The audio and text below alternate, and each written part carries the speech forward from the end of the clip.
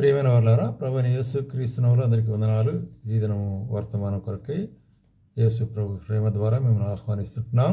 ఈ దినం మన యొక్క వాక్య ధ్యానము లూకా సువార్త 13వ అధ్యాయము 24వ వచనమండి. చదువుతాను.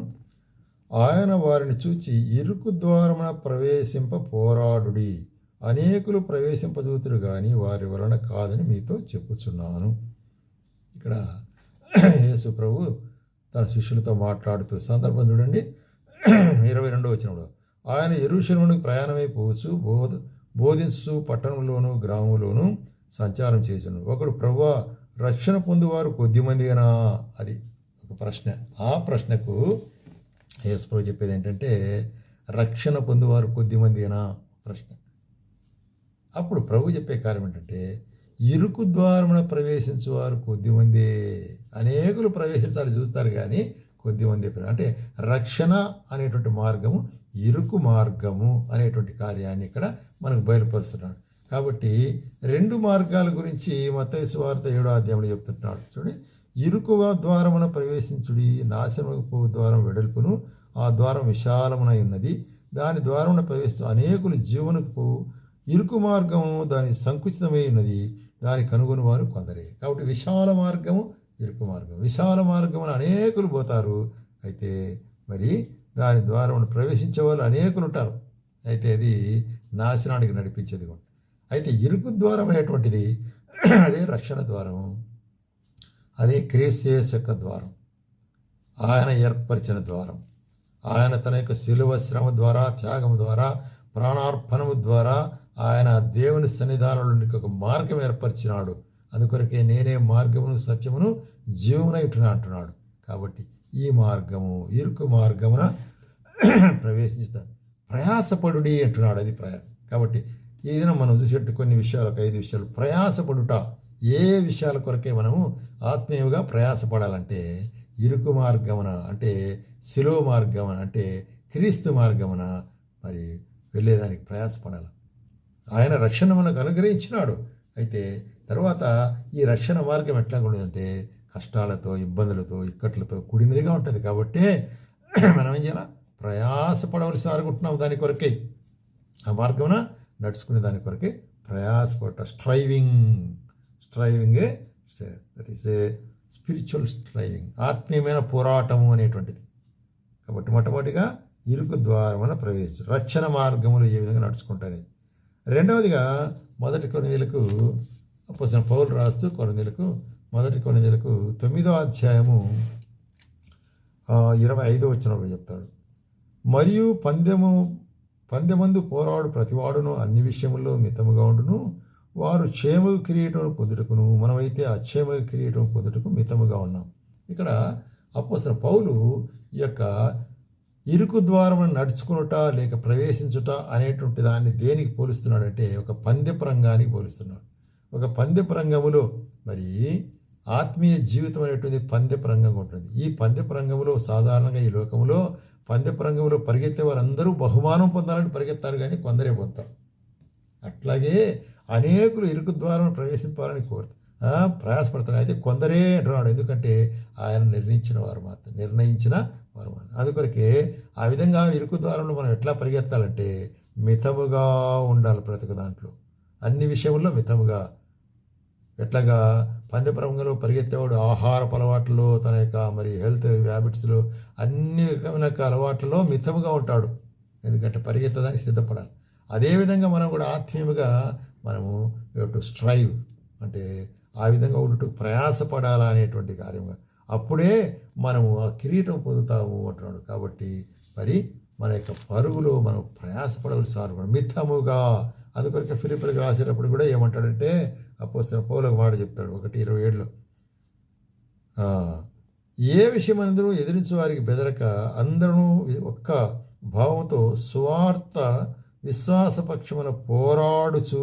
So striving on behalf of the gospel, పోరాడుచు ఏక మనస్సు గలవారై నిలిచి ఉన్నారు, నేను మిమ్మల్ని కూర్చి వినుడాగున, క్రీస్తు సువార్తకు తగినట్లుగా ప్రవర్తించుడి. కాబట్టి ఫిలిప్పీలకు రాస్తూ క్రీస్తు సువార్తకు తగినట్లుగా అంటే ఎట్లా ఉండాలా? ఆ స్వార్థ పక్షముగా బెదిరింపులు ఇచ్చినా కూడా బెదరకుండా వాటి కొరకే శ్రమపడేదానికి సిద్ధ మనసు కలిగిన వారై ఉండాలంటాడు. కాబట్టి శ్రమపడుట దేని కొరకు మరి చూస్తుంటాము, ఆయన స్వార్థ కొరకై మన శ్రమపడుట అనేటువంటి కార్యాన్ని చూస్తున్నాం. కాబట్టి విశ్వాసి శ్రమ పడవలసిన వారు ఉంటారు. అందుకొరకే ఇక్కడ తిరిగి ఇదే మాట చెప్తున్నాడు 3వ అధ్యాయంలో ఫిలిప్పీయులకు 3:14 ఏమంటాడంటే, రైట్, క్రీస్తు యేసునందున్న దేవుని ఉన్నతమైన పిలుపున కలుగు బహుమానం పొందవలని నేను గురి ఎద్దకు పరిగెత్తున్నాను, ప్రయాసపడుతున్నాను. మళ్ళీ కాబట్టి మనలో సంపూర్ణ మగవారు ఈ తాత్పర్యం కలిగి ఉండాలా. కాబట్టి మన యొక్క పిలుపు ఎటువంటిది, ఉన్నతమైన పిలుపు కలిగిన వారం. కాబట్టి ఆ పిలుపును పొందేదాని కొరకే మనం దినదినము ప్రయాసపడవలసిన వారిగా ఉంటున్నాము అనేటువంటి కార్యాన్ని మనం జ్ఞాపకం చేసుకోవాలి. కాబట్టి విశ్వాస ప్రయాసం అనేటువంటిది, విశ్వాసుల యొక్క ప్రయాసము అనేటువంటిది ఆత్మీయ జీవితంలో ఎట్లా ఉంటుంది, వంద్యప్రంగములో మరి బహుమానం పొందేటంత వరకు అటువంటి మరి కార్యం. అందుకొరకే కొలసీలకు రాస్తూ కూడా ఇదే మాట చెప్తాడు. కొలసీలకు 1వ అధ్యాయము 28-29 వచనాల్లో ఏమంటాడు, ప్రతి మనుషుడు క్రీస్తునందు సంపూర్ణంగా చేసి ఆయన ఎదుట నిలబెట్టవాలని సమస్త విధములైన జ్ఞానంతో మేము మిమ్మల్ని ప్రతి మనిషినికి బుద్ధి చెప్పుచు ప్రతి మనిషినికి బోధించుచు ఆయన్ను ప్రకటించున్నాము. కాబట్టి అపోస్తలుడైన పౌలు కొలసీలకు రాస్తూ ఏమంటాడంటే, మిమ్మల్ని అందరినీ కూడా మరి క్రీస్తు యేసు యొక్క రక్షణలో సంపూర్ణులుగా చేసి ఆయన జ్ఞానములోను ఆయనకి నీతిలోను మరి నిలబెట్టాలని మీకు బుద్ధి చెప్తూ వస్తుంటున్నాం, బోధిస్తూ వస్తున్నాం. ఎందుకంటే మరి మీలో బలముగా కార్యసిద్ధి కలుగజేయు తన క్రియాశక్తిని బట్టి నేను పోరాడుచూ ప్రయాసపడుతున్నాను. కాబట్టి ఇక్కడ పోరాటం అంటే ఏం చెప్తాడు, ఆ యొక్క స్వార్థ విషయమై మీరు ఎట్లాగైనా కూడా మరి దేవుని యొక్క నీతి రక్షణలో మరి సంపూర్ణులు కావాలనే విషయంలో నేను ప్రయాసపడుతున్నాను. అంటే తన యొక్క పరిచర్య ద్వారా, ఉపదేశం ద్వారా ప్రయాసం అంటే. కాబట్టి మన ఉపదేశం ద్వారా ప్రయాసపడేట ఇతర ఆత్మల కొరకైన భారం కదా, మరి కొలసీలకు ఉండేటువంటి విశ్వాసుల కొరకే భారం కలిగినాడు. కాబట్టి మీ పశ్చిమగా నేను పోరాడుతున్నాను అంటున్నాడు. అది ఒక పోరాటంగా ఉంటుంది అనమాట. ఈ స్ట్రైవింగ్ ఫర్ దేర్ బెనిఫిట్. కాబట్టి ప్రియమైన సోదరి మన జీవితాల్లో కూడా ఈ పోరాటం అనేటువంటిది, విశ్వాస పోరాటం అనేటువంటిది అది ఆగనిది, అది నిత్యము జరుగుతుండాలి. అందుకొరకే మరి ఏప్రిల్కి రాసిన పత్రిక 12వ అధ్యాయం 2వ వచనంలో చూస్తాం, విశ్వాసమును కర్తవ్యుదాన్ని కొనసాగించేవాడని యేసు వైపు చూచు మనం ఎదుట ఉంచబడిన పద్యప్రంగములు ఓపికతో పరిగెత్తదము. It needs patience. ఎట్లాగా ఆయన తన ఎదుట ఉంచబడిన ఆనందము కొరకై అవమానం నిర్లక్ష్యపెట్టి శిలువను సహించి దేవుని సింహాసనం మీద కుడిపార్చున ఆశీనుడు ఇంటున్నాడు. కాబట్టి ఏం చెప్తున్నాడు ఇక్కడ మనకు, యేసుక్రీస్తు యొక్క సాదృశ్యాన్ని చెప్తుంటున్నాడు. ఆయన మరి ఎట్లాగా విసుగలేదు ఆయన కదా, తన ఎదుట ఉంచబడిన ఆనందం కొరకై అవమానం నిర్లక్ష్యపెట్టి సిలువను సహించినాడు. కాబట్టి మీరు కూడా అటు విధంగా సహించాలా అనేటువంటి కార్యాన్ని అందుకొరకే చెప్తాడు, మీరు పాపముతో పోరాడుటలో రక్తం కారణంతగా ఇంకనూ మీరు పోరాడలేదు. యేసుప్రభువు అయితే పాపముతో పోరాడేదాని కొరకై తన రక్తం అంతా కూడా చిందించినాడు. అయితే మనకు ఇంకా అటువంటి పరిస్థితి రాలేదు, అయినా కూడా అటువంటి పరిస్థితి వచ్చినప్పుడు కూడా ఆ విధంగా మీరు పోరాటము సాగించాలనేట్టు. కాబట్టి దట్స్ అ స్ట్రైవింగ్ స్పిరిచువల్ అనేటు. కాబట్టి ప్రయాసపడుట, ఆత్మీయంగా ప్రయాసపడుట అనేటువంటి మనం చూసినాం. ఇరుకు మార్గములో ప్రవేశించుటకు. రెండవది చూసినట్లే పంతెపరంగములో పరిగెత్తేటప్పుడు మితముగా ఉండేదాని కొరకే. మూడవది గమనించినట్లయితే అవమానము, నిర్లక్ష్యము మరి ఏర్పడినప్పుడు, అపోజిషన్స్ ఏర్పడినప్పుడు కూడా మనం భయపడకుండా ముందుకు సాగట సువార్తలు.